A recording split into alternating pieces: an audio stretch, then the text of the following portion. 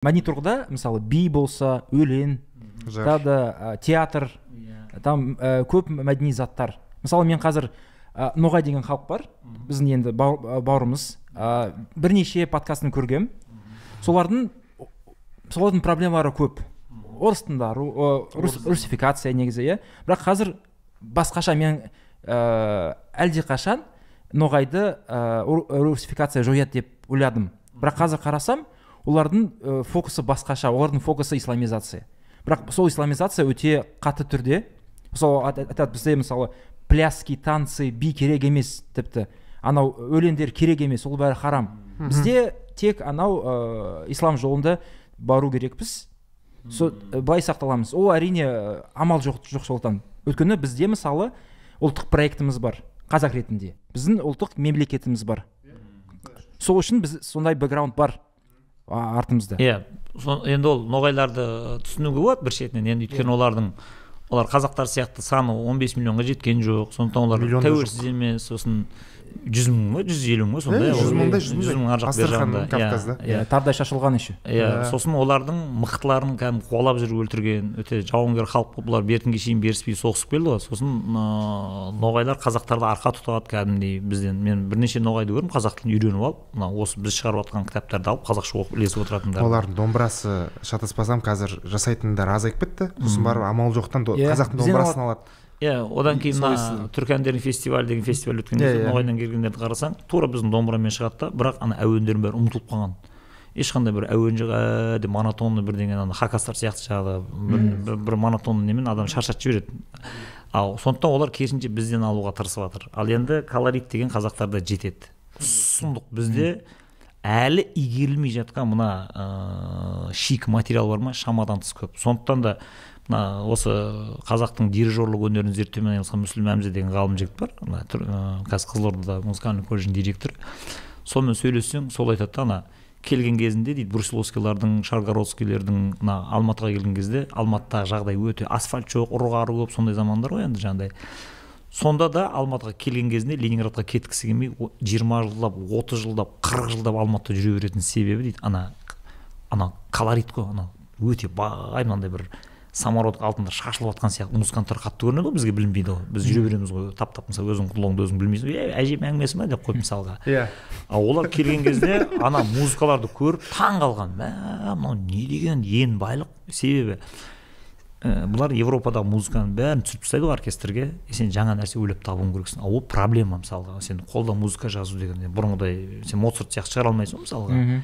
Қазақстанға келсе, ана күйлердің шеті шегі жоқ, әндердің шайсы түспеген. Содан бұлардың құдай бер дейді ғой, ана жерде. Тұратындар әкеліңдер жігіттер, мынау бір кайф екен деп. Сондықтан ноғайларда енді мысалға мәдени тұрғыда ананда ұстап қалуға күш жетпегеннен кейін енді ең соңғы оплот дейді, олардың бар тығылатын жерлері ең осы дін ұстап қалайық. Уақыт өте келе әйтеуір мұсылман ретінде бір сақталып қалып иманды ұстап қалсақ, уақыт өте келе ол қайтадан бір жарып басқа бір мәдени құбылысты туғызып жіберуі мүмкін деген дәмесі бар шығар деп ойлаймын. Бірақ енді ол бір радикалданған жаңағыдай дін болатын болса, сырттан импорттай беретін болса, ол өздерінің ана бұрынғы дәстүрлі діннен ажырайтын болса, онда өздерінің мәдениеттерін өздері өлтіріп тынады да, онда Ауғанстан сияқты болып қалады. Бұл қауіп Қазақстанда да бар еді, бірақ Құдай сақтап, мен кейінгі жастарды секулярист болса да жақсы көріп, жігіттер жарайсыңдар деп қолдай беретін себебім, бұлар мәдени линияда жақсы соғысып отыр да, мысалы театрды неше түрін шығарып тастады. Мен қазір таң қалам, Астанаға да Алматыға келген кезде жап-жас жігіттердің қайдағы жоқ ана театрдың түрлерін ойлап тауып, өлең айтудың жаңағыдай мен түсімде көрмеген заттарды жап-жас балдар шығарып. Астанадағы тәуелсізді айтып отырсыз ба? Бірнешеуін айтамын. Нешесін көрдім мен уже. Жоқ, жарнамаласаңыз болады бізге арнайы. Жарнамалай береміз ғой оны, былайда. Сен соны жарнамалау үшін өмір сүріп жүрсің ғой сен. Сондықтан мен аналарды көрдім дағыны таң қалдым. Енді маған олардың діни сенімі маған қызық емес. Мен ол шаруам жоқ былайша айтқанда. Ең басы мына мәдени линияны жібермей ұстап отырсаңдар болды жігіттер. Мәдени майданда кім шығады? Тіл үшін, ғылым үшін, жаңағы театр үшін, музыканың бәрін қолдай береміз. Қазақтың болмысы үшін. Өйткені олардың бәрінде қазақы өрнек, колорит бәрі көрініп тұр. Олар уақыт өте келе, олар бұл философияға келеді. Яғни бұл мәдениеттің астында не жатыр еді деген сұраққа келеді бір күні. Бұл құбылысты кім туғызып жатыр деген. Себебі мәдениет деген сөздің өзі алдынан мә деген префикс жалғандықтағынан дін деген сөзден шықты ғой өзі. Діннің көзге көрінбейтін абстрактны құндылықтардың көзге көрінген сәті мәдениет болады ғой негізінде. Мен ол жағынан ол сөзді талдамаппын. Бір сен білдің бе? Мен Медина мен анау қала деген сондықтан сол қала дегеннің өзі сол жаңағыдай мәдениет қой, анау цивилизацияның ошағы деген ғой енді. Ол жаңағы түбі дин деген сөзден шығып тұр ғой. Енді дінсіз адам мәдениеті бола ала ма? Болады ғой. Біздің қазіргі жастардың қателесетін себебі олар бүйтіп ойлайды. Мен ақиқат дінді алдым, енді мына ақиқат емес, уахимен келмеген мәдени құндылықтың бәрін талқандап тастау керек, бізге кедергі келтіріп тұр деп айтады да. Керісінше олар бүйтіп ойлау керек. Керісінше қаншама халықтың өздерінің өндірген мықты мәдени өнімдері бар. Осы өнімдерді мен сақтап қалуым керек деп мойнына жауапкершілік алу керек оның негізінде. Сондықтан да мына Қожа Ахмет Яссауи не үшін түркінің пірі деп айтады. Не ол мысалы ұлықтайды, не оның басына барып не тұрғызады. Себебі ол осыны өте жақсы жасаған адам. Мысалы халықтың өзінің өндірген мәдени құндылығы. Түріктер бұрыннан бар, мысалы дін келгенге дейін беташар жасай ма? Қарайды, эстетикалық жағы өте әдемі. Әдеп десең әдеп, ақыл айтып жатыр, бата алып жатыр, жас келген иіліп сәлем салып тұр. Енді дұрыс қой, енді үлкенге құрмет, кішіге ізет. Енді онсыз қайт өмір сүресің мысалға. Ертең сен де балаң үйленеді, үйіңе келін келеді, көрейші. Келген келіннің тайраңдап төбең ойнап, сен неше түрлі нәрселер істесін. Сол кезде жүгіріп барып баяғы заманның кітаптарын оқып өткен байқамай қаласың. Өзің современный адам екенін ұмытып қаласың ана келіндер қылықты көрсеткен кезде. Соның бәрі содан шығып жатыр. Қарайды, көреді. Мынау жақсы нәрсе ғой. Мынаны алады да қосып алады. Тағы да не бар? Желпек пісіріп әруақтарды еске алып отыр ма? Тамаша нәрсе. Мынау деген енді әруаққа құрмет және өлім факторын үнемі адамға аптасайын еске салып отыратын тамаша нәрсе ғой мынау деген. Мынаны жібермеу керек, алып алу керек мынаны. Құранға қайшы келіп тұрған жоқ қой. Сарт еткізіп оны қосып алады. Сосын зиярат па әулиенің басына, керемет нәрсе. Қарашы, міне зиярат 3 түрлі болады. Біреу өлген әулиенің басына барып Құран оқисың, екіншісі тірі әулиеге барып сұхбаттассаң, ол да зиярат. Екеуі де жоқ болып қалатын болса, өзің жүрегіңді зияратта дейді. Жүрегің түбіндегі интуициямен келетін дыбыстарды естуге тырыс. Ол да қағбаға зиярат дейді тағы, бәрін шығарып алады. Сондықтан бұл жерде мынандай қылып айтқан жақсы да, халықтың өзінің дінсіз өндірген мәдени құндылықтары бар емес па? Сонда Құран рухымен келіп суаратын болсаң, оның екінші трансценденттік қыры ашылады да, ол өміршең болып кетеді. Сондықтан да мына қазақтың қиссаларын қарап отырсың, синтездеу. Қазақтың қиссаларын алатын болсаң, ана дәстүр өліп қалмас үшін міндетті түрде бір пайғамбармен оны қолдан жасап, искусствоның жолымен жасалды оны, әдейіге artificial дейді. Әдейіге байлап қоятын себебі сол, ананың сакральды маңызы кетіп қалмасын деп. Егер сакральды маңызы кететін болса, онда дәстүр өледі. Міне religious narratives деген қаяқтан шықты. Ана бір қиссаны ұстап алып тағыны, бір ритуалмен екеуін алып синтездеп еді, мынандай шоколад мәдениет шықты. Сондықтан енді ол өлмейді, өстіп кете береді. Егер ана қиссасынан айырып тастайтын болсаң, ол өліп қалады. Енді түкте маңызы жоқ бұның деп айтады енді. Мистика дедіңіз ғой, қазір мысалы кейбір адамдар мен Құдайға сенем деп нақты айта алмаймын, бірақ маған мистика мысалы қатты ұнайды. Өйткені не болса, шелпек мистика, аруақ өзі мистика, тағы қырынан шығару да мистика. Сол маған қан тартады ғой енді. Қан енді діл тартады. Діл тартады? Сол үшін мысалы ол да бір жол. Бізде де мистика еді, сопылық мистикасы. Ол басқа бір үлкен дүние. Бірақ бізге қазір қазақтың жаңа мистикасы керек пе? Әлі ол бар ма? Мен олай деп айта алмаймын, жаңа мистика деген енді ол олар өздері субъективті болып кетеді да, әркім өзіне ұнайтын заттарды алып алады тағына. Мен үшін мына мистика, мен үшін мына мистика деп жүре беруім. Селективно. Жақсы болыпты, саған осы жүре бер дейсің, арқасынан қағып шығарып саласың. Ал енді нақты бұлардың бәрін бір жүйеге келтіріп, бір сенім жүйесімен жүріп отырған дейтін болса, ол бұған дейін қалыптасқан кәдімгі Орта Азияда өте үлкен мектеп болып қалыптасқан кәдімгі өзінің діни школаларға түседі. Ол өзі мектептерге бөлінеді, мысалы шариғаты бөлек тұрады, фиқ оны үйренеді, ақида мәселесі матруди бойынша біз мынаған сенеміз, мынаған сенбейміз, мынаны құрметтейміз, мынаған деген жаңағы 4 халифке қатысты біздің көзқарасымыз былай болады деген сияқты. Біз Әлиді пайғамбар көрмейміз, біз оны жаңағы 4 халифтің бірі көреміз деген сияқты сенім жүйелерін бәрін қалыптастырып, өзі сол жаңағы сатыларға өткеннен кейін ең соңғысы ана кәміл инсан адамның көкірек көзінің ашылып, жүрегінің ішіндегі іштарлық, көре алмастық, мақтаншақтық, қатын құмарлық, сосын менмендік, мансапқұмарлық, мақтаншақтықты айтты ма, сосын дүрекілік біреуі, сосын жаңағыдай тәуба қылмау, жасаған күнәсына өкінбеу деген сияқты заттардың бәрін жүрегінен жұлып алып шығару деген нәрсе бар. Енді сол жерге келген кезде үлкен жихад басталып кетеді. Пайғамбарымыздың айтып жүрген көке, бұған дейінгі жихадтың бәрі ойыншы ғой, сен қылыш алып ана жерде шайқасып жүрген, ол өрді я өлесің я жеңесің, тірі қалсаң ары қарай кеттің, өлсең алдың пейіш деген сияқты.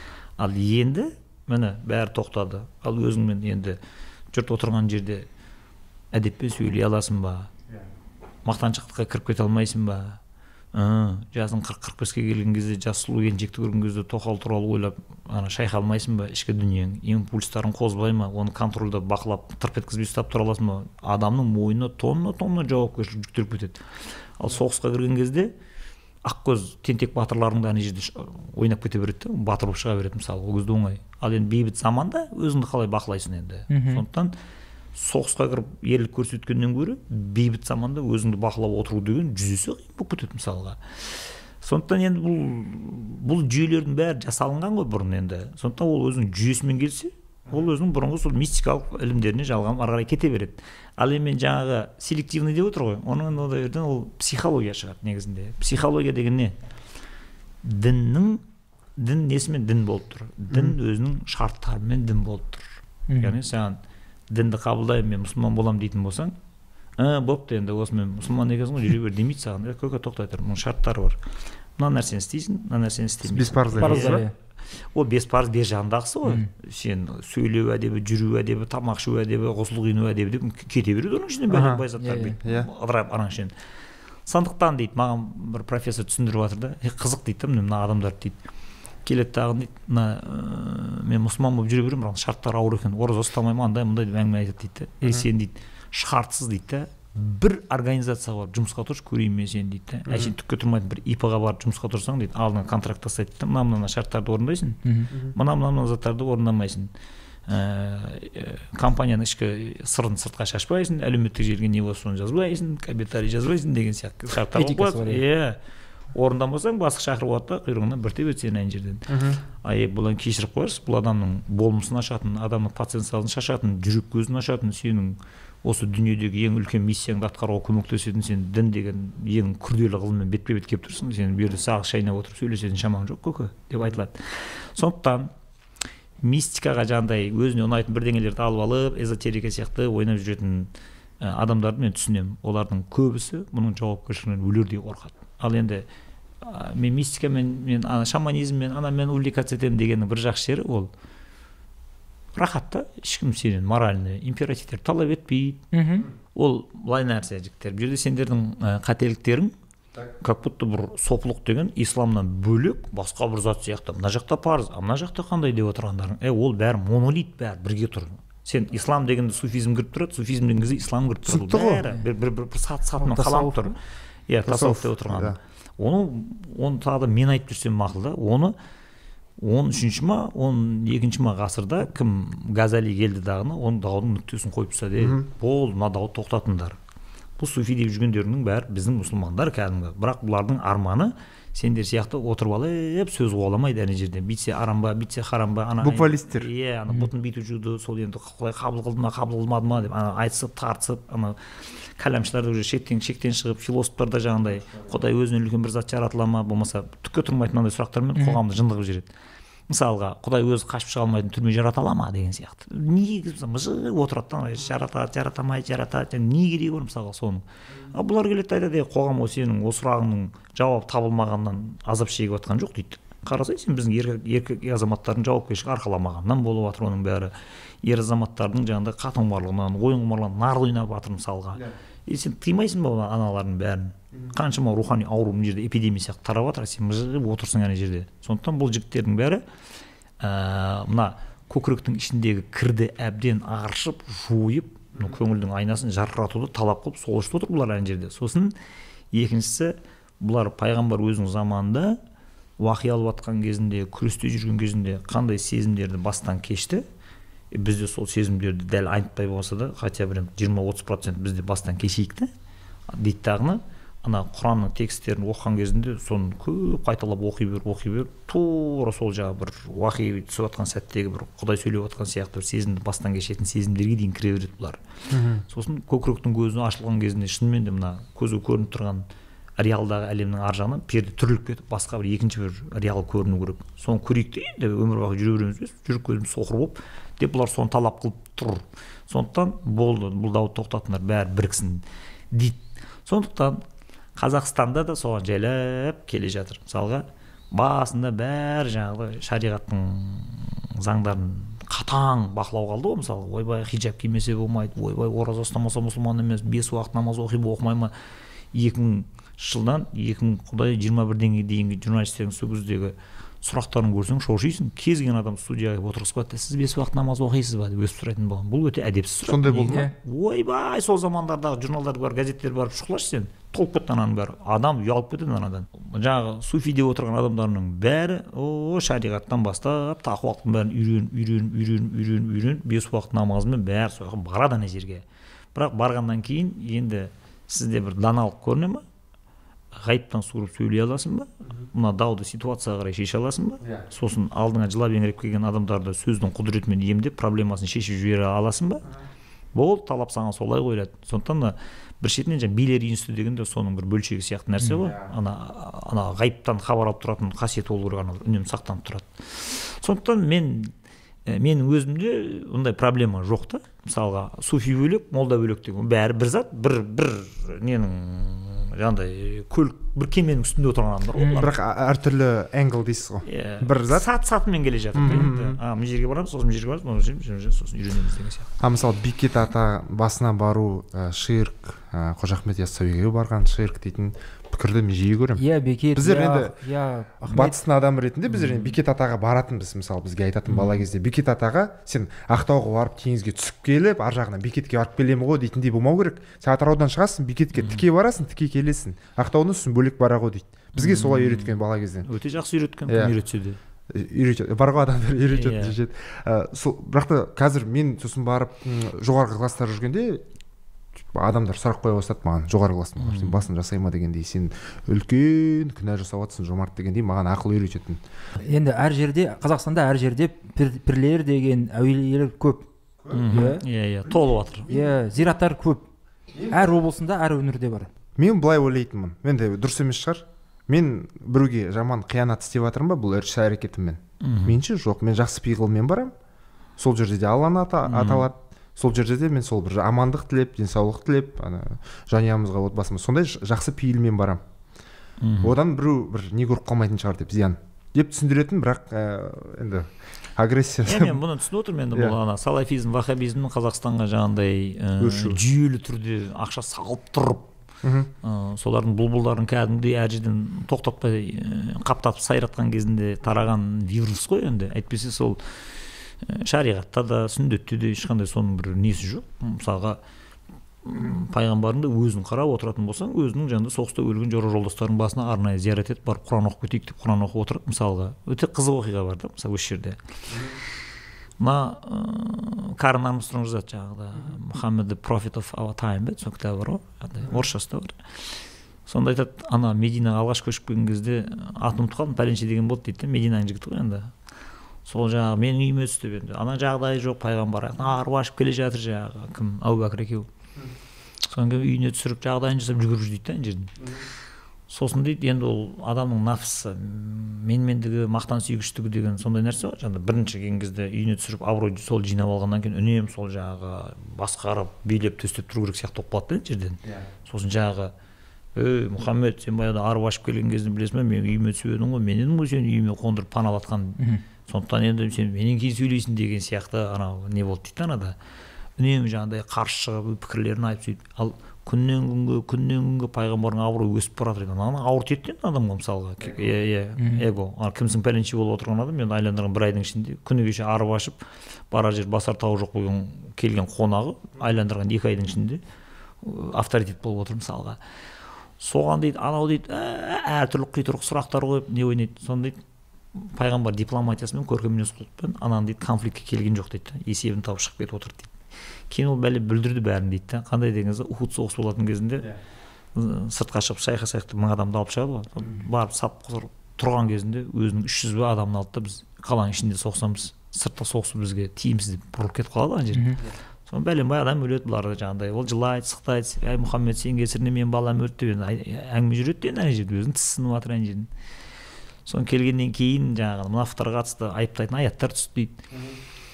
Бірақ кейіннен бір сапарда ма шыққан кезінде ол қайтыс болып кетті, ол кейін дейді. Қартайып өлді ме, соғысты өлді ме білмеймін, әйтеуір қайтыс болады. Соны бір жихадта келе жатқан кезінде жаңағы қасында жаңағы 4000 ба 5000 ба армиясы бар, жаңағы келе жатып, баяғыда мен Мединаға келген кезде пәленше деген осындай бір мұхлисім бар еді, үйіне алғаш түсірген. Соны арнайы басына барып зиярат етіп Құран оқып кетейікші деп ана алып келіп. Сонда дейді, ана өзіне титтей жақсылық жасаған адам, одан кейін де қаншама зиянкестігі болып тұр ғой енді. Соған қарамастан ана бірінші алғаш үйіне түсіріп еді, қараңдар деп ана артта үлгі көрсетіп кетті аналарға дейді да. Содан кейін бәрі аналар ананы айыптап, қалай болса сөйлей беретініне сен тиылып қалды дейді. Түче оған басынан пайғамбардың лишний өзін барып Құран оқыған, зиярат жасаған деген сияқты ана.